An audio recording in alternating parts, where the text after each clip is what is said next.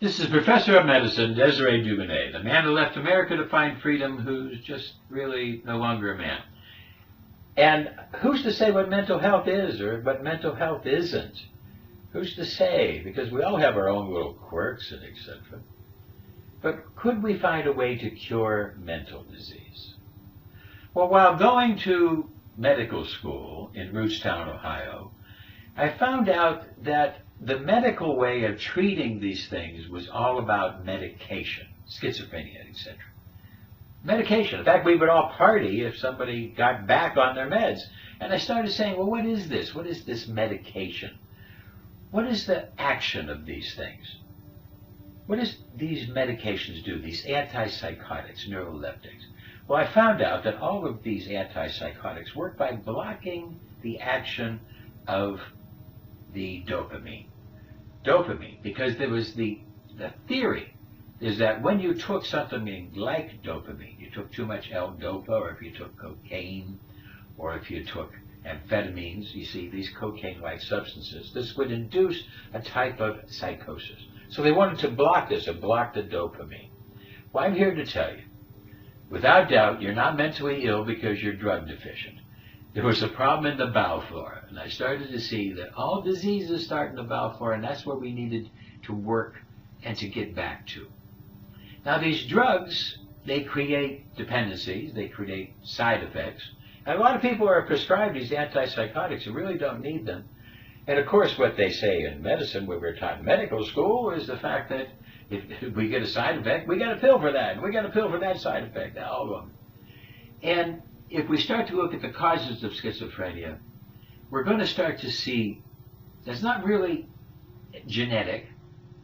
It's much more environmental. And we have to really understand that there's kind of a combination. Some people have a genetic predisposition, let's say. But other people, it's much more aggravated by their environment, something that happens inside their environment. Well, could it be bowel flora and nutritional related? Well, we found out that the family is involved. Well, could it be that because it's not quite genetic, that it could be because of the foods at the family, the lifestyle of the family? And as we look into nature and nurture, we start to see that there is an interaction, but just that the family was pretty involved in these schizophrenic issues. And then as we started to look deeper and deeper, we found out that there was an indication of something that wasn't quite genetic, so we had to deal with it. But I started to find out it was bowel flora, that we had to work by recognizing that all disease starts in the bowel flora. And inside here, this is where we make the hormones that we need. Of course, the drug companies are all after how to make something that will block, inhibit, suppress, obstruct, interfere, impede. That's their whole way of working. And their whole way is working for profit over people. But I decided I wanted to work on a natural way and try to get to the core of the problem, not just cover it up. And I found out that I could work with the bowel flora. And I found this way back in the 70s, going to school, that I could take my patients and clean up their bowel, get their bowel flora really clean, and then I could do much more psychotherapy and help them. Now, this whole bowel flora starts when we're young with antibiotics. We're giving everybody antibiotics for everything. It was really bad back then. And mental disease could start there. Then sugar kicks in, destroying bowel flora. All different types of things. We use sugar to placate. As we looked at these mental diseases, I wanted to find a way to help them. Well, as a trained psychotherapist, psychiatrist, I found out psychotherapy didn't work if I didn't get their bowel flora clean.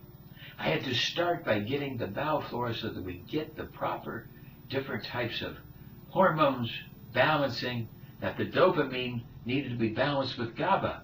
And all this is very intricate procedure, very complicated, and depending on bacteria in our bowel. Now, as I looked at over 100 different cases of schizophrenia, in each and every one of them, I found a sexual orientation difficulty was the start. The start of their schizophrenia created around some embarrassment, some type of time where a man might have been caught masturbating, and all of a sudden the embarrassment, it created a separation. He needed to separate. He needed to separate. He became schizophrenic. Now, there has been some success rates with natural therapies. they've been able to lower the amount of medication. And this was very interesting, but not quite curative.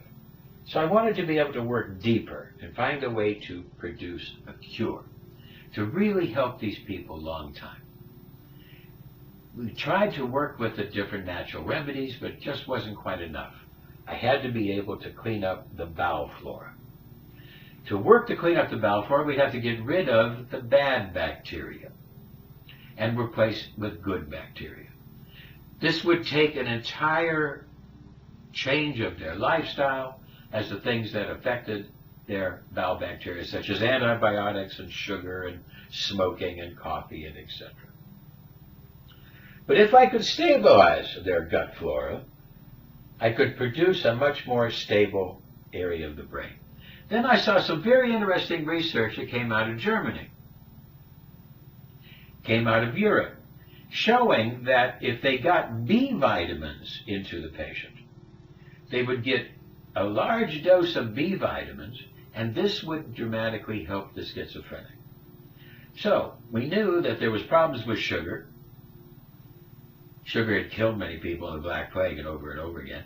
And one of the worst things was the synthetic sweeteners. These synthetic sweeteners were really bad at creating massive problems. So we had to get them off of all that. Because not only did the bad bacteria work on sugar, but it would take over your brain and cause other diseases and sugar addiction. In order to kill those bad bacteria, we developed some different things. One of them was this soup. Very spicy soup. They would take this during one day, 2-3 bowls of this soup, and it would kill off good and bad bowel bacteria. It was very, very powerful, and it would really kill off. And now we have to replenish that good bacteria after we've killed off so much of the bad bacteria. Here was another formula that we used, because this would help to kill off the bad bacteria, thereby creating a place where the bowel would want to take the good bacteria, if we could get rid of the sugars and etc. We found that probiotics were very helpful, but the probiotics, when they hit the stomach acid would usually kill them. So what we would do is tell the people to take their probiotics with a large glass of water on an empty stomach first thing in the morning. The stomach does not hold the water very long. It will carry the probiotics through into the small intestine and down into the large intestine to seed properly.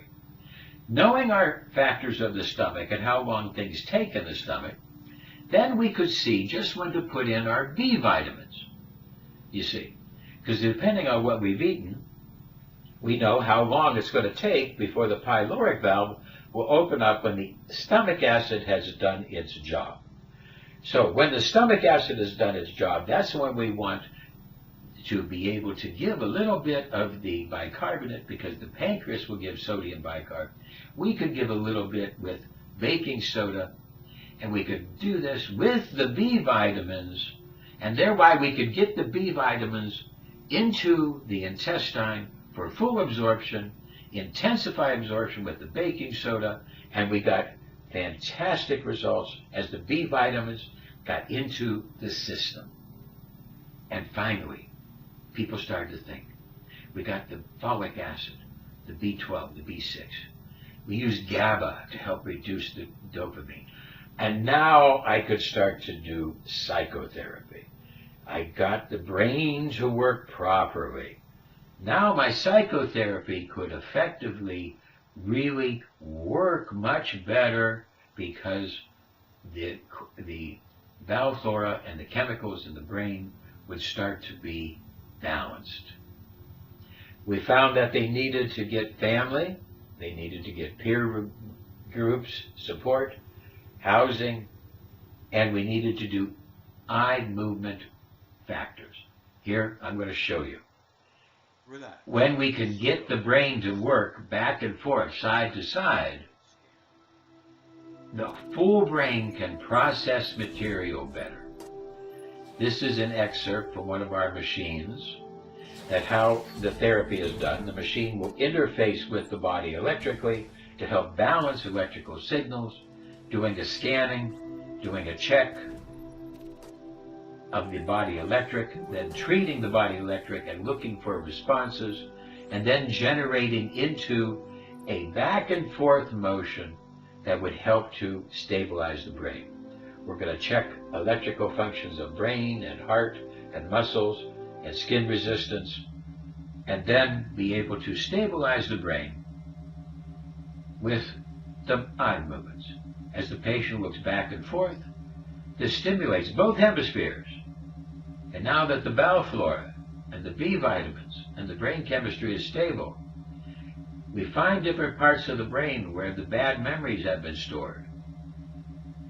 And now the brain can process those materials, let go of those bad memories, let go of those ingrained behaviors, and we could start to see cures. Cures of the mental disease. After we've stabilized their bowel flora and got them into a place to be able to balance and get an intensification of the brain effect. The human brain has incredible abilities to process these hurt feelings, embarrassments, gender difficulty. The human brain has incredible abilities to accept things we can't change and to change things that we can. And the human brain was incredible. And if we gave it the right chemistry, we'd be able to make this system work and work better.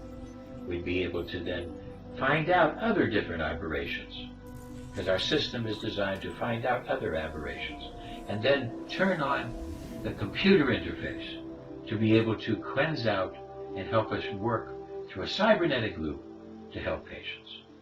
We've found that in the system today of modern medicine, that modern medicine is dictated by the chemical companies who are trying to put profit over people, looking to enhance people through the sale of dependent chemicals, not really trying to cure them.